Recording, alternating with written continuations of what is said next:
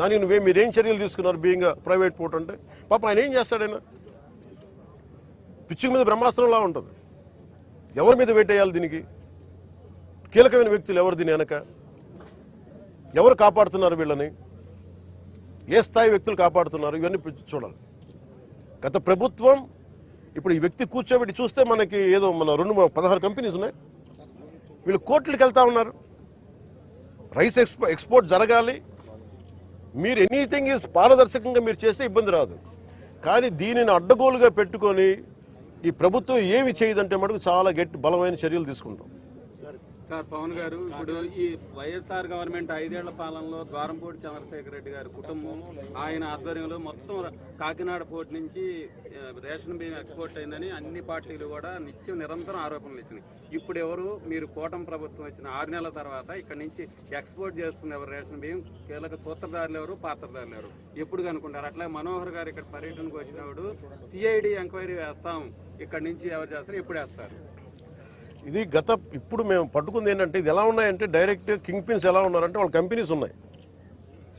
వీళ్ళు ఎలా అంటే ఇది ఒక కార్టెల్. ఇది ఇట్స్ నాట్ ఒక సింగిల్గా మెయింటైన్ చేస్తున్నారేమో కానీ ఇట్స్ అ కార్టెల్. దాదాపు మేము చూస్తుంటేనే 16 దాకా ఉన్నాయి, 16 కంపెనీస్. దాంట్లో మీరు చెప్పిన వ్యక్తి కంపెనీ కూడా ఉందని చెప్తా ఉన్నారు. నాకు యాజ్ అంటూ నాకు కూర్చోబెట్టేది మానస ట్రేడింగ్ కంపెనీ, అది వాళ్ళ బ్రదర్ది అని చెప్తానో నాకు తెలియదు. ఇది నా ఉద్దేశం ఏంటంటే ఇది ఒక వ్యక్తికి సంబంధించింది కాదు, ఒక వ్యక్తిని టార్గెట్ చేస్తుంది కాదు. ఇది ఎంటైర్ ఈ నెట్వర్కింగ్ని బ్రేక్ డౌన్ చేయాలి దీన్ని.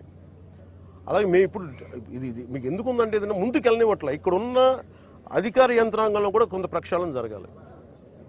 చాలా బలంగా గార్డు చేస్తాను, ఎవరో తెలియట్లేదు. కానీ ఇంకా నేను ఇప్పుడు దాకా దీని మీద దృష్టి సారించలేదు. నా చేతి లేదు, మనోహర్ గారి చేతిలో.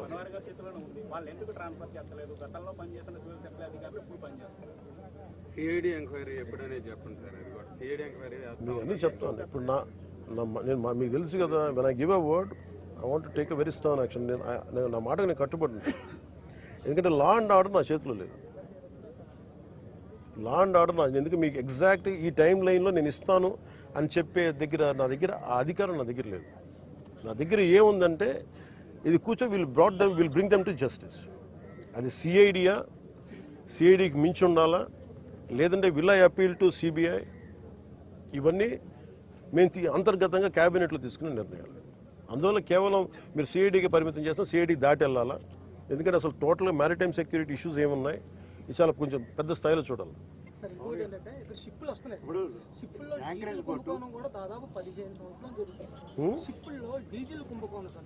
డీజిల్ అదే చెప్తున్నాను, అది మీకు ఫ్రీ ఫర్ ఆల్ అయిపోయింది చెప్తాను కదా. డీజిల్ కుంభకోణాలు జరుగుతూ ఉన్నాయి. ఇది అన్ని రకాలుగా దీన్ని ఒకసారి చాలా సునిశ్చితమైన పరిశోధన జరగాలి దీని మీద. దాంట్లో ఉన్నాను. స్టేట్ గవర్నమెంట్ కూడా బాధ్యత ఉంది, స్టేట్ గవర్నమెంట్ కూడా దాని రెజ్యుమేషన్ ఉంది, డైరెక్టర్ కూడా కేవలం సెంట్రల్ గవర్నమెంట్ ఏది? సెంట్రల్ గవర్నమెంట్ సంబంధం లేదు. ఇది ప్యూర్లీ స్టేట్ కంట్రోల్లో ఉంది. స్టేట్ కంట్రోల్ పోర్టు, స్టేట్ సంబంధించిన పోర్టు అధికారి ఒకరు ఉన్నారు. నేను వాళ్ళు కూడా మేము మీరు వస్తేనే ఆయన కనబడలేదంటే ఎంత మీకు అదే చెప్తున్నాను కదా. అంటే నన్ను మీకు ఎందుకు ఇంత మొత్తుకున్నాను వచ్చి, నన్ను రాకుండా చేయడానికి ఇంకా నాకు విసుగొచ్చి ఇక నాలాంటి వ్యక్తిని రానివ్వట్లేదని. ఇది ఎంత డీప్ రూటెడ్ వ్యవస్థ, దీన్ని అంటే ఎంత కుళ్ళు పట్టేస్తుందో ఈ వ్యవస్థకి, పర్టికులర్ రైస్ స్మగ్లింగ్ సంబంధించి దీని ప్రక్షాళన జరగాలని కోరుకుంటూ.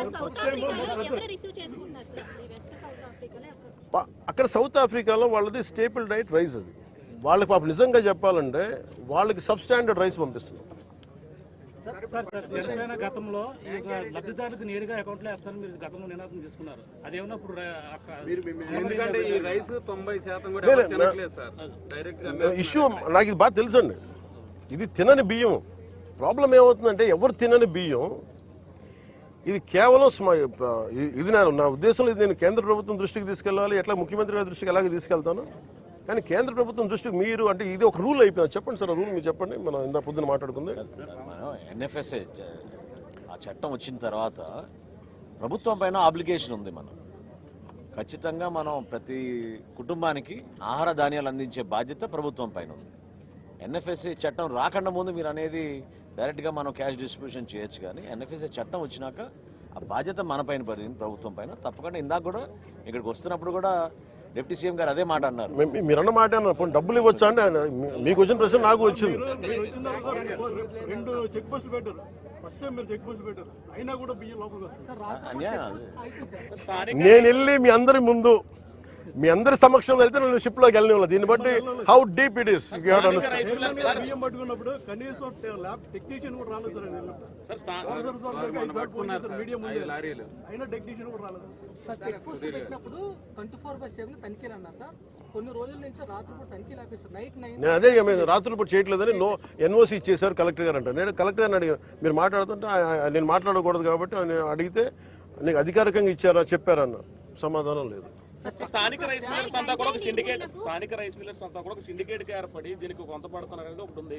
ఇతర రాష్ట్రాలలో కూడా ఇక్కడికి తరలించి ఏదైనా కానీ మీరు ఒకసారి ఒక తప్పు అలౌ చేస్తే, ఒక kind of smuggling activity allow చేస్తే ఇది మిల్లర్లకి సంబంధం లేదు.